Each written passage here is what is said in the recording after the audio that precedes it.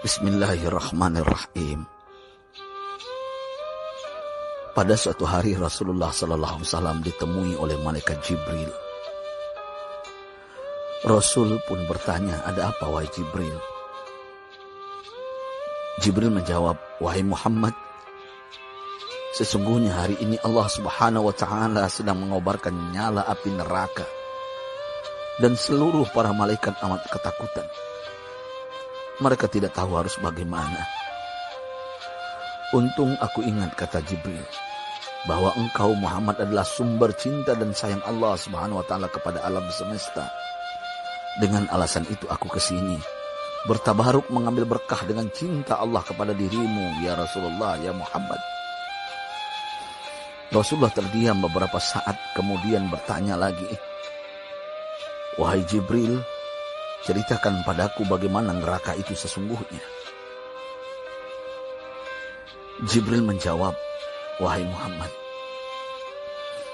neraka itu bagaikan lubang-lubang yang terdiri dari 7 tingkat.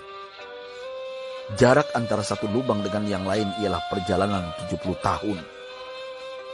Lubang paling bawah adalah lubang yang paling panas."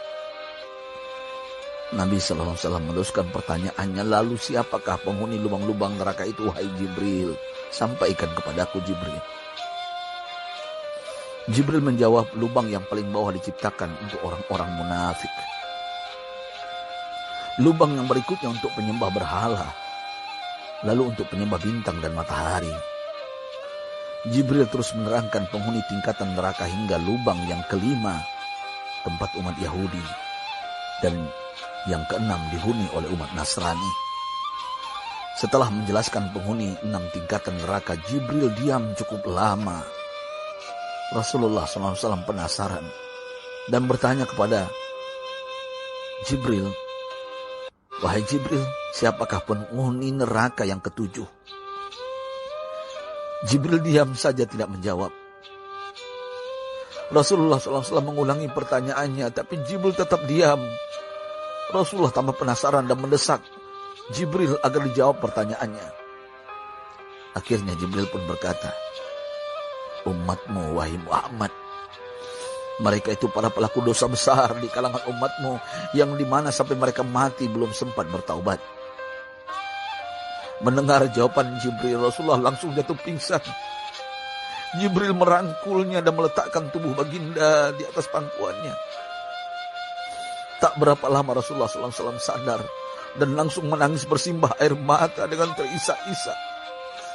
Rasulullah mempertegas pertanyaannya, "Wahai Jibril, apakah benar ada di antara umatku yang masuk neraka?" Jibril menjawab, "Benar, wahai Muhammad, pelaku dosa besar di antara umatmu yang belum bertaubat." Setelah itu Rasulullah menghadap kiblat dan sujud kepada Allah dalam isak tangisnya. Sesekali dengan suara pelan beliau membisikkan kata-kata, "Ummati ya Rabb, ummati, ummati, ummati." Beliau SAW tidak mengangkat kepalanya dalam keadaan seperti itu selama 3 hari 3 malam, kecuali setiap Bilal bin Rabah mengumandangkan azan. Barulah beliau bangkit untuk menjadi imam, dan setelah itu kembali sujud lagi.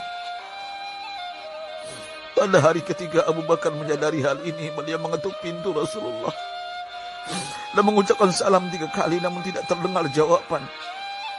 Abu Bakar sedih dan berseru di hadapan pintu Nabi besar Muhammad SAW, "Apakah ada jalan untuk masuk ke rumahmu ya Rasulullah?" Tetap tidak ada jawaban. Di jalan Abu Bakar bertemu sahabat Umar. "Mengapa engkau menangis, wahai Abu Bakar?" kata Umar. Abu Bakar menceritakan keadaan Rasulullah SAW. Maka Umar pun melangkah menuju rumah Rasulullah dan terjadilah hal yang sama. Umar pun pulang dan menangis. Di jalan Umar bertemu sahabat Salman Al-Farisi. Dengan terisak Umar bercerita kepada Salman hingga membuat dia amat sedih, namun tidak berani mengulangi hal yang sama. Salman melangkah menuju rumah Fatimah radhiyallahu anha dan menceritakan hal itu. Setengah berlari Fatimah menuju rumah ayah tercinta dan mengetuk pintu sambil mengucapkan salam. Mendengar suara lembut putri tercinta, sejuklah dada Rasulullah. Beliau bangkit dari sujud dan membuka pintu. Alangkah terkejutnya Fatimah melihat Rasulullah, ayah tercinta, amat kurus dan pucat. Fatimah memeluknya lalu menangis. Wahai ayah, apa yang terjadi? Mengapa engkau amat sedih seperti ini? Rasulullah kembali menangis dan berkata dengan suara lirih, wahai Fatimah, belahan jiwaku, bagaimana mungkin aku tidak sedih sedangkan Jibril mengatakan akan ada kelak umatku yang akan masuk neraka. Subhanallah, betapa besar cinta Rasulullah kepada kita umatnya. Sahabatku, Rasulullah mencintai kita. Antaman ma'aman ahbabta, engkau akan berkumpul dengan orang yang kau cintai. Mari kita mencintai baginda Nabi besar Muhammad SAW yang mencintai kita umatnya yang tidak rela kita masuk neraka. Mari kita mencintai beliau dengan berselawat, Allahumma sholli ala Sayyidina Muhammad wa ala ahli Sayyidina Muhammad. Allahumma sholli wa sallim ala Sayyidina Muhammad karimil aba wal ummahat. Allahumma sholli ala Sayyidina Muhammad wa alihi wa sahbihi wa sallim. Sahabatku, sampaikan dan silakan share sahabatku di sosial media. Rasul mengajarkan kepada kita, man dalla ala khairin falau mislu ajri fa'ili. Siapa yang menunjukkan kepada kebaikan, maka dia akan mendapatkan pahala seperti orang yang mengerjakannya. Mudah-mudahan ini menjadi pahala jariah bagi kita. Saya Ustadz Oren. Assalamualaikum warahmatullahi wabarakatuh.